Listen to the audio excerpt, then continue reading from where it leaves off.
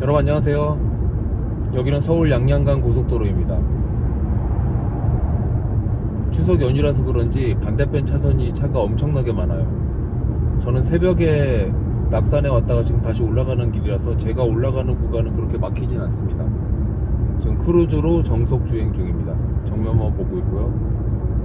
제가 뭐 이렇게 카메라 들고서 지금 촬영하고 있는 게 아니라 차량의 거치대에 딱 고정되어 있어서 저는 운전하는데 아무 지장은 없으니까 걱정하지 마시고요. 오늘은 오사카 사는 사람들 마스다 부장님 딱 나올 때 나오는 음악이 슈퍼맨 소울인데 그 노래를 한번 틀어보고 시작해볼까요?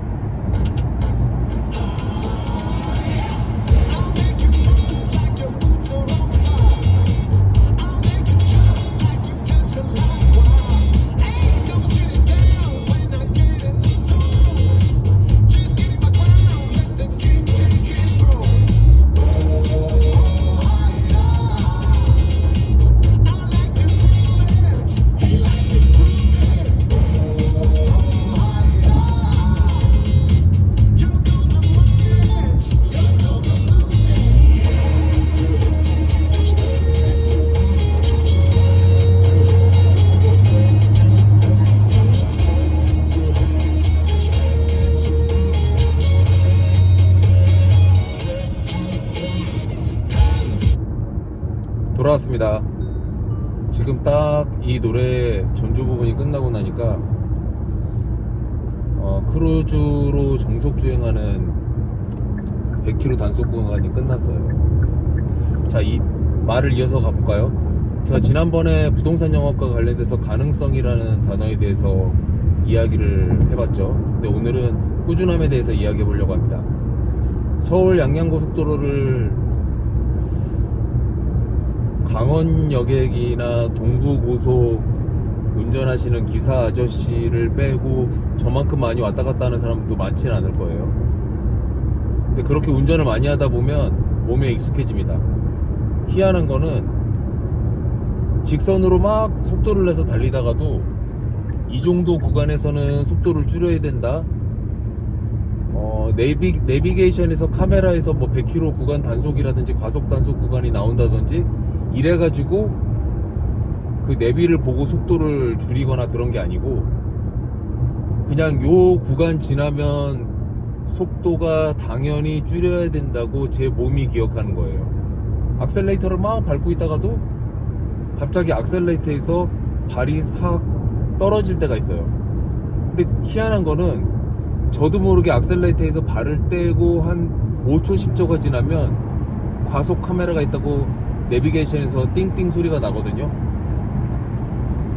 예전에 이제 속초를 갈 때 서울 양양 구간을 갈 때 보면 과속하면서 과속 그 단속 딱지가 그 과태료 딱지가 집으로 많이 날라왔었어요. 툭 하면은 맨날 과속 딱지 날라와가지고 저도 굉장히 짜증났었는데 최근에 몇 년 사이에는 과속 딱지가 날라온 적이 없어요. 왜냐면 그 단속 카메라 직전에 제 몸이 알아요. 희한한 거는 그게 비가 오나 눈이 오나 똑같다는 거예요. 안개가 짙게 껴가지고 운전하는데 힘든 그런 날도 초행자들은 그 길을 가려면 그 앞에 뭐가 있는지 그 내비게이션에 보면 곡선 구간이 나오는데 그 곡선 구간이 곡선인지 직선인지 안 보인단 말이에요. 근데 저는 운전하다가 속도를 내다가도 제 발이 저절로 악셀레이터에서 발이 이렇게 떨어질 때쯤 되면 5초 10초 후에 카메라가 띵띵거리고 그게 몸이 아는 거예요. 자, 그럼 이게 부동산 영업이랑 무슨 상관이 있을까 이렇게 생각할 수 있잖아요. 제가 이 고속도로를 타면서 꾸준함이라는 단어가 생각나면서 이게 영업이랑 무슨 상관이 있나 이렇게 생각을 해보면 닮아있는 부분이 있습니다. 우리가 막 고객을 찾기 위해서 파밍을 나가요. 뭐 하루에 5명 만날 수도 있고 10명 만날 수도 있고 그게 뭐 저처럼 세일즈 코치가 나가라고 그 사람한테 이야기를 해서 나가는 게 아니라 자기가 자기 영업하려면 나가야 되는데 나가서 고객을 만나다 보면 자존심도 상하고 또 그 자존심 상하는 것 때문에 어디 또 영화 집을 파는 여자에 나오는 그 일 못하는 주인공처럼 저기 구석탱이 어디 카페 같은 데 가가지고 시간만 때우다가 퇴근 무렵에 사무실 들어와가지고 영업 많이 한 것처럼 그렇게 또 이야기하고, 이런 것들은 하루 이틀은 괜찮은데 일주일이 지나고 한 달이 지나면 결과가 안 나오겠죠. 반대로 나가서 힘들고 전화해서 힘들고 이 콜드콜도 쉽지가 않고 직접 나가서 고객을 만나는 것도 쉬운 게 아니에요. 막상 제 경험에 저보고 지금 그렇게 영업을 신입 때처럼 하라고 하면 저는 그거 별것도 아니라서 그냥 금방 나가서 할 수 있을 것 같은데, 그 신입들 입장에서는 또 쉽지가 않아요. 또 안 해본 사람들 입장에서 쉽지가 않고 막연한 두려움이 있습니다. 그 막연한 두려움을 극복하고 오늘을 넘기고 내일을 넘기고 그게 습관이 돼서 몇 달이 되고 몇 년이 되잖아요. 그럼 나중에 그게 루틴화돼서 쉬워지잖아요. 작은 일이라도 꾸준하게 하면 그게 쌓이면 놀라운 결과를 가져옵니다. 신입 때 저를 가르쳐줬던 싱가포르 매니저 분께서 도널드 여가 교육을 할 때 칠판에다가 딱 이렇게 씁니다. 5 call or die라고 써요. 그래서 그 방에 한 20명 정도가 세일즈 코치를 받고 있었는데 딱 물어봅니다. 하루에 전화 5통 못할 사람은 손들으라는 거예요. 그 방에 그 누구도 하루에 전화 5통 하는 거 못한다고 얘기하는 사람이 없었어요. 근데 이제 전제 조건을 답니다. Every day, every week, every month 라고 얘기해요. 매일, 매주, 매월, 평생 할 수 있냐고 물어봅니다. 고개를 이제 갸우뚱거리면서 할 수 있을까? 라는 생각들을 그 방에 있는 사람들이 하는 거죠. 여러분들 친한 사람한테도 하루에 5통은 충분히 하잖아요. 5통이 뭡니까? 제가 친한 제 후배나 친구 중에서는 하루에 그 한 사람이랑도 5통 하는 경우도 있어요. 맨날 걸어가지고 상훈아 지금 뭐 하냐, 나 고민이 있는데 너라면 이거 어떻게 대답해 주겠어, 어떻게 해결하겠어, 이런 다양한 그런 얘기들을 할 때가 있어요. 근데 이제 여기서 전제 조건은 콜드콜이에요. 모르는 사람한테 하는 전화. 막연한 두려움을 주는 게 콜드콜입니다. 각종 매뉴얼에 보면 콜드콜에 대해서 이렇게 써있죠. 첫 통화가 가장 어렵다. 하지만 막상 해보고 나면 별거 없다. 수화기 안에서 사람 손이 나와가지고 제 머리를 때리겠어요? 그 안에서 뭐 연결돼서 침을 뱉겠어요? 욕을 하겠어요? 욕은 할 수도 있습니다. 근데 제가 제 책에도 써놨죠. 욕은 아무리 먹어도 사람이 죽지 않는다고. 기분만 들어올 뿐. 근데 그 콜드콜에서 처음 저를 만나는 사람도 전화를 거는 사람 못지않은 두려움을 갖고 있어요. 받는 두려움, 텔레포비아. 근데 실제로 전화를 받는 사람, 거는 사람이 다 공포를 갖고 있는데 막상 전화 끊고 나면 사실 별것도 아니잖아요. 근데 우리는 영업을 하려면 기존 고객만 관리하고 영업을 할 수는 없습니다. 특히 이제 일을 새로 시작하시는 분들은 기존 고객이라는 게 없잖아요. 신규로 다 만들어야 돼요.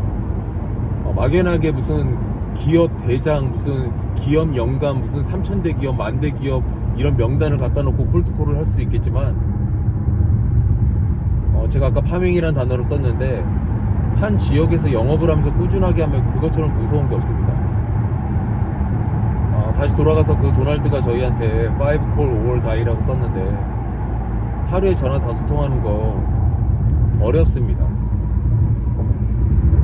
50통도 하고 100통도 해봤지만 5통이 어려워요. 그 어려운 이유는 매일 하기 어렵다는 거예요. 저는 일주일에 30통, 40통을 금요일 오전이나 오후에 몰아서 해도 상관없다고 생각해요. 하지만 그 업무량이라는 거 무시를 못하고 꾸준하게 해야 되는 거는 정말 놀랍습니다. 그래서 여러분들께서 막연하게 전화를 하면서 고객과 약속을 잡고 이런 부분들이 평상시에는 그게 큰 효과 있겠냐 이렇게 생각을 하지만, 모르는 사람 5명한테 접촉을 하고 그 접촉한 사람 중에 오늘은 나랑 약속을 잡아서 만날 사람이 없겠지만 오늘 5통이 실패로 끝나고 내일이나 모레 5통 추가돼서 15통, 일주일이면 25통. 뭐 업무량을 늘리겠다고 하신 분들은 그 25개의 접촉을 50건이나 100건으로 늘려도 됩니다. 콜드콜 5통 하는데 실제로는 10분도 안 걸려요. 50통을 한다고 하더라도 1시간 반이면 다 끝날 겁니다.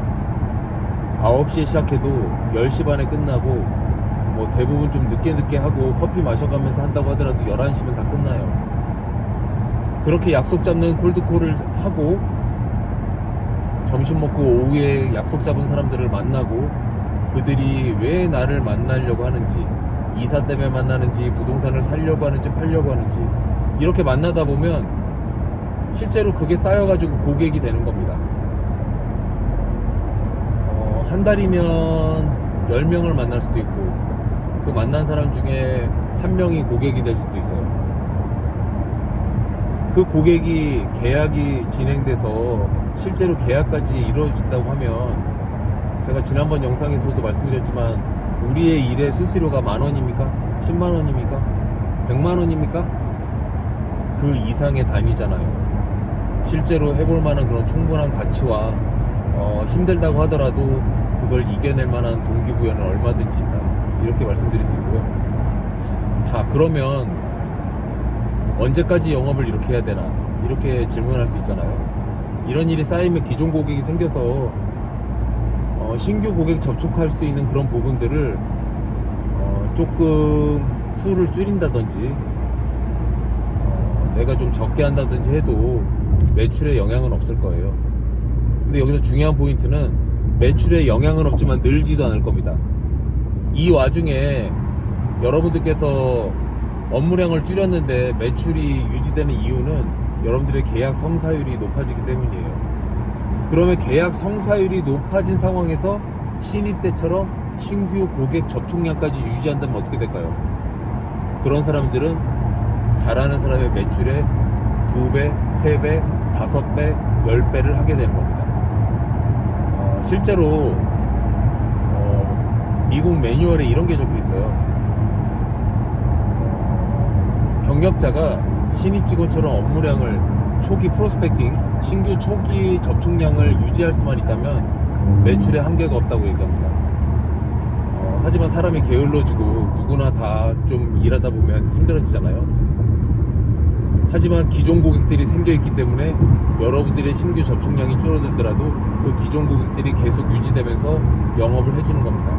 그래서 영업을 시작해서 한 6개월 정도는 나의 10년을 위해서 바싹 영업을 해줘야 되는 겁니다. 실제로 이 꾸준한 접촉량, 아주 작지만 계속 지속하는 거, 이런 부분들이 결국은 나중에 내가 5년, 10년 영업을 하는 데 있어가지고 내가 놀아도 나한테 전화를 계속 주는 사람들을 만들어주는 그런 계기가 되는 겁니다.